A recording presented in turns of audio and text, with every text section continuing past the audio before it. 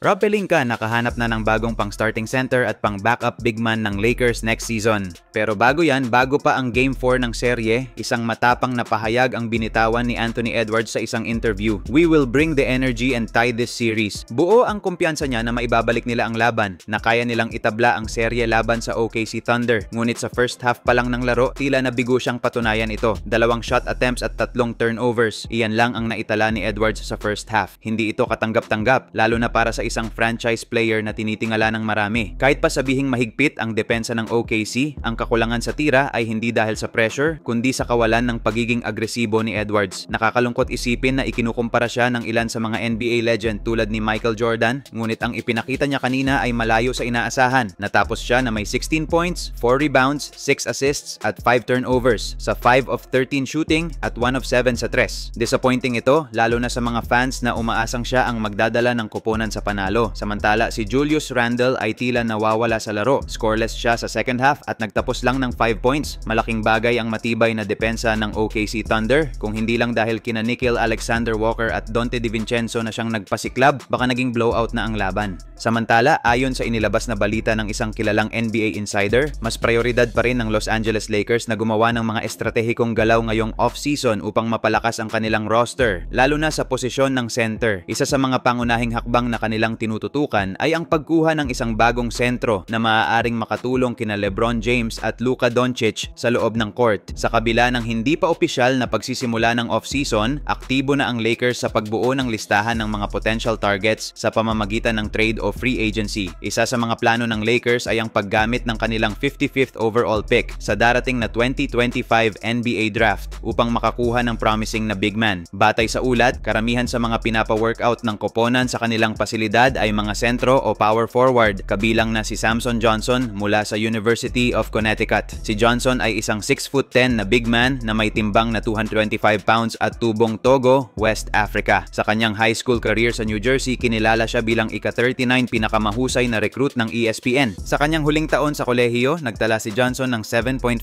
points, 3.5 rebounds at 1.5 blocks sa loob lamang ng 19.3 minutes kada laro. Bagamat kinakailangan pa niyang paghusayin ang kanyang opensa, inihahalin tulad ang kanyang playing style kay Dennis Rodman, lalo na sa kakayahan bilang rim protector at pick-and-roll finisher. Isa pang tinitingnan na option ng Lakers ay ang pagkuha sa off-season ng isang center na available sa free agency o kaya naman sa trade. Isa na nga dyan na tinitingnan ni Rob Pelinka ay ang pagkuha ng Lakers kay Jarrett Allen na big man ng Cavaliers. Dahil nga sa maagang pagkalaglag nila sa kamay ng Indiana Pacers, inaasahan na aalis na ito sa Cavs at magre-request ng trade. Kaya pagkakataon ng Lakers, ialok sina Austin Reeves, Maxi Kleber at isang first round pick. Kung mangyayari ito, makakahanap na ang Lakers ng isang legit big man. Sa pangkalahatan, dahil sa pangangailangan ng Lakers para sa lalim sa posisyon ng sentro, maaaring isang matalinong hakbang ang pagpili kay Johnson bilang isang project player na maaaring hubugin at i-develop sa kanilang sistema, at ang pagkuha kay Jarrett Allen bilang magiging starting center nila sa susunod na season.